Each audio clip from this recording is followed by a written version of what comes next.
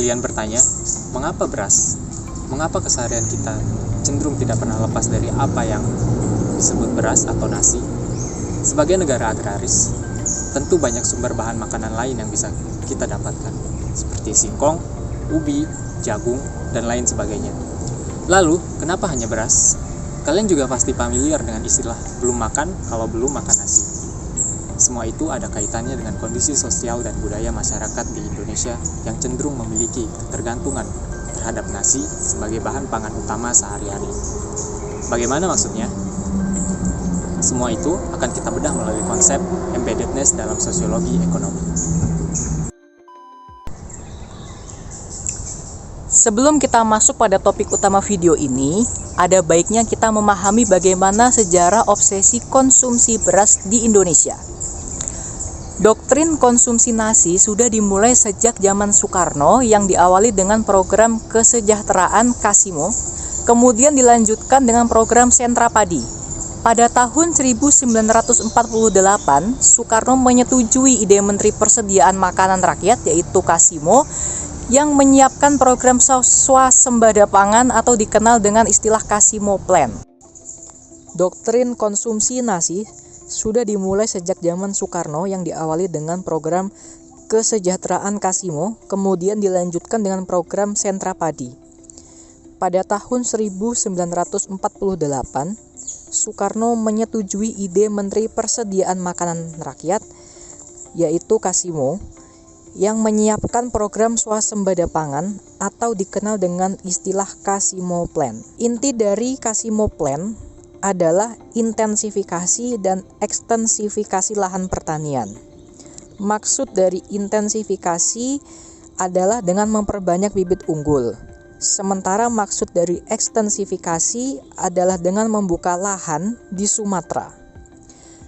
Kasimo Plan menjadi permulaan obsesi pemerintah terhadap beras karena sejak Kasimo Plan berjalan, tanaman padi terus dikembangkan dari mulai pengembangan bibitnya yang kemudian didukung oleh perluasan lahan untuk penanaman padi. Setelah Kasimo Plan, Soekarno kemudian membuat program yang dinamakan Sentra Padi dan Panca Usaha Tani. Namun program tersebut gagal karena ada beberapa faktor, yaitu pendanaan yang kurang, masalah logistik, mismanajemen sistem perkreditan, dan penentuan harga gabah yang lemah. Pada akhirnya Soekarno sempat berusaha menghentikan doktrin konsumsi beras karena terjadinya krisis beras di pasar sejak tahun 1963. Sebagai solusinya, Soekarno memasukkan komoditi jagung sebagai beras, walaupun akhirnya gagal juga karena jejak kebijakan komoditi jagung hanya menjadi buku resep Mustika Rasa. Kemudian berlanjut ke era Soeharto. Setelah Soekarno dilengsarkan, Soeharto ternyata semakin menggalakkan obsesi terhadap beras. Soeharto menggalakkan swasembada beras secara masif dan pada saat yang bersamaan, Soeharto mulai menjual hutan untuk kepentingan korporasi. Dua kebijakan itu semakin menguatkan dominasi nasi dengan dua jalan. Yang pertama dengan memperbanyak produksi beras dan yang kedua dengan menghancurkan keragaman tanaman pangan lokal untuk dijadikan lahan pertanian padi. Untuk mengejar prestasi swasembada beras, Soeharto menjalankan proyek Revolusi Hijau pada tahun 1974. Revolusi Hijau dilakukan melalui Panca Usaha Tani, yaitu penggunaan bibit unggul, pemupukan kimia, irigasi yang baik, proteksi tanaman dengan pestisida, dan yang terakhir mekanisasi pertanian. Proyek ini membuat lahan tanaman lain disulap menjadi sawah padi. Pada masa ini, keragaman bibit lokal milik petani beralih ke tangan korporasi transnasional. Praktik revolusi hijau tidak hanya dilakukan secara masif, tapi juga represif. Petani yang menolak program ini akan dicap sebagai pelawan pembangunan nasional. Pasca revolusi hijau, beras semakin mendominasi. Hal ini terlihat dari konsumsi rakyat yang semakin beralih ke beras. Pada tahun 1954, porsi konsumsi beras nasional hanya sekitar 53,5%. Kemudian pada tahun 1981 meningkat menjadi 81,1%. Selepas lengsernya Orde Baru, ketergantungan terhadap beras tetaplah berlanjut hingga saat ini. Impor beras dijadikan solusi pemenuhan kebutuhan pangan beras masyarakat Indonesia. B.J. Habibie pernah menukar pesawat buatan Indonesia dengan beras ketan dari Thailand sebagai solusi kekurangan pangan beras di Indonesia. Kemudian Gus Dur, Megawati, SBY sampai Jokowi pun melakukan impor beras sebagai solusi dari kekurangan beras. Dari sejarah singkat yang teman-teman telah dengarkan tadi, kita dapat mengambil kesimpulan bahwa situasi sosial, politik, dan budaya yang ada di masa lalu masih mempengaruhi pola konsumsi masyarakat Indonesia sampai detik ini.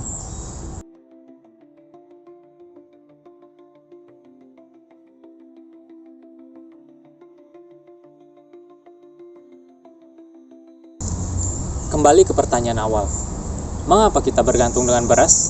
Mengapa kita mengonsumsi nasi? Apa kaitannya dengan sosiologi ekonomi? Lalu, bagaimana konsep embeddedness berlaku dalam fenomena ini? Kita akan cari tahu lebih lanjut. Masyarakat dibuat terobsesi dan bergantung terhadap beras oleh pemerintah melalui kebijakan-kebijakan pangan yang homogen dan sentralistik. Jika menggunakan pemahaman sosiologi ekonomi, kita bisa meminjam pemikiran Karl Polanyi. Polanyi mengatakan input pada proses produksi harus ada secara terus-menerus untuk terus bisa berproduksi. Hal ini kemudian menuntut komodifikasi penuh atas input-input produksi tersebut. Pada kasus ini, beras seolah-olah dijadikan input utama yang dikomodifikasi sebagai makanan pokok utama masyarakat Indonesia. Hal ini dilakukan secara struktural, hingga melekat menjadi suatu kebiasaan pada pola konsumsi masyarakat saat ini. Hal ini sesuai dengan prinsip sosiologi ekonomi, yaitu yang pertama, economic action is a form of social action. Kedua, economic action is socially situated. Yang ketiga, economic institution are social construction. Prinsip yang pertama, economic action is a form of social action.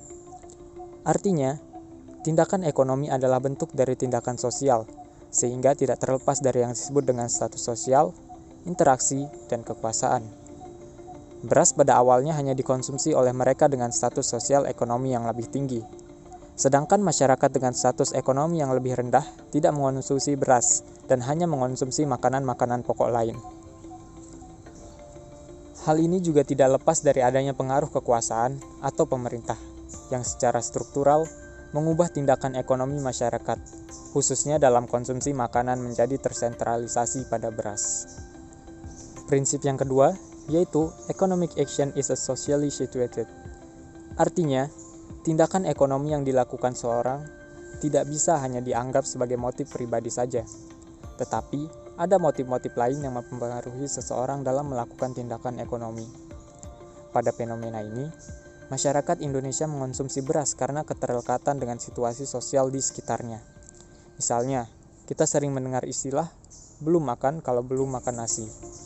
Hal ini menunjukkan konsumsi sebagai sebuah tindakan ekonomi ternyata tertanam di dalam unsur sosial masyarakat. Coba bandingkan dengan negara-negara yang ada di Eropa. Makanan pokok mereka adalah gandum dan bukan beras. Sedangkan di Indonesia, gandum bukan komoditas utama yang diminati oleh masyarakat. Oleh karena itu, perbedaan tindakan ekonomi masyarakat terletak pada situasi sosial di mana tindakan itu dilakukan. Prinsip yang ketiga yaitu economic institutions are social construction. Artinya, berbagai bentuk fenomena dan institusi ekonomi yang ada saat ini dibentuk oleh konstruksi sosial yang ada. Pada kasus beras ini, negara atau pemerintah memegang peran penting dalam mengkonstruksi beras sebagai makanan pokok utama masyarakat Indonesia dengan melakukan instantifikasi, ekstensifikasi, dan penyeragaman di seluruh wilayah Indonesia. Konstruksi sosial ini dibentuk oleh pemerintah dalam upaya menanggulangi kelaparan yang melanda Indonesia saat itu. Oleh karena itu, pemerintah sebagai pemilik kekuasaan memobilisasi sumber dayanya untuk membentuk suatu konstruksi sosial yang baru melalui berasisasi.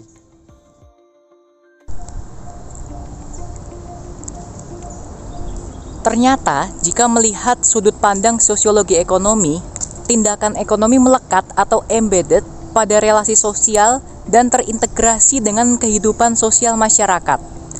Pada kasus ini, kita dapat melihat adanya konsep embeddedness yang berlaku untuk menjelaskan fenomena konsumsi beras masyarakat Indonesia. Lalu apa sih yang dimaksud dengan konsep embeddedness itu sendiri? Apa itu embeddedness? Konsep embeddedness pertama kali digunakan oleh Karl Polanyi dalam bukunya yang berjudul The Great Transformation pada tahun 1944.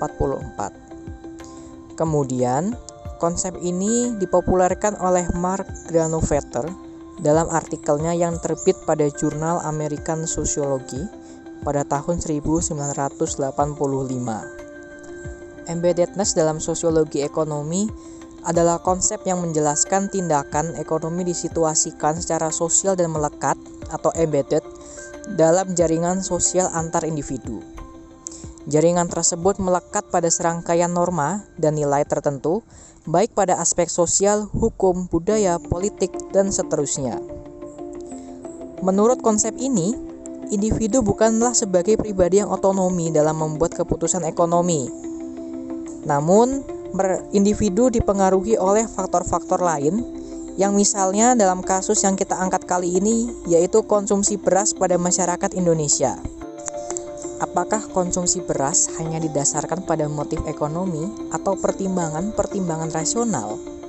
Bukankah beras bukan satu-satunya bahan makanan pokok yang tersedia? Nah, hal inilah yang tidak dapat dijelaskan melalui ilmu ekonomi. Oleh karena itu, dibutuhkanlah perspektif sosiologi ekonomi untuk melihat fenomena ini. Seperti yang telah dijelaskan sebelumnya, ada beberapa faktor yang mempengaruhi konsumsi beras masyarakat di Indonesia saat ini. Konsumsi beras masyarakat saat ini perlu dilihat melalui perspektif sosiologi ekonomi. Hal itu karena pilihan masyarakat untuk mengkonsumsi beras tidak hanya dipengaruhi oleh motif ekonomi, tetapi juga oleh motif-motif non-ekonomi yang akan dijelaskan. Beberapa motif-motif non-ekonomi tersebut adalah: yang pertama adalah sosial. Konsumsi beras atau nasi merupakan tindakan ekonomi yang terletak pada situasi sosial masyarakat Indonesia. Pola konsumsi masyarakat sudah terbiasa untuk menjadikan beras sebagai bahan makanan pokok. Jika ditarik dari sejarahnya, konsumsi beras bahkan menjadi penentu status sosial seseorang di saat beras belum menjadi pilihan utama di masyarakat. Yang kedua adalah politik. Telah dijelaskan sebelumnya, pengaruh politik dan kekuasaan membuat sentralisasi beras sebagai makanan pokok di seluruh Indonesia semakin kuat. Pengaruh kekuasaan membuat dominasi beras dibanding makanan pokok tradisional masyarakat justru tersingkir. Berbagai program dan kebijakan yang dijalankan pemerintah tidak memberikan ruang bagi masyarakat untuk melestarikan kearifan lokal mereka. Kemudian yang ketiga, budaya. Beras kemudian menjadi membudaya di kalangan masyarakat. Beras kini menjadi simbol budaya dan ciri khas Indonesia. Bahkan, semenjak bayi, masyarakat Indonesia sudah dijejali dengan makanan-makanan olahan berbahan dasar beras. Kemudian, yang keempat, selera. Karena beras sudah tersosialisasi dan membudaya dengan kuat, selera masyarakat Indonesia saat ini cukup sulit untuk diubah. Beras menjadi andalan utama untuk mengisi perut sehari-hari. Masyarakat pun belum tentu bisa terbiasa jika ditawarkan ubi, singkong, atau jagung sebagai pengganti beras. Oleh karena itu, kita bisa melihat melalui perspektif sosiologi ekonomi bahwa konsumsi beras di Indonesia semata-mata bukan faktor ekonomi saja.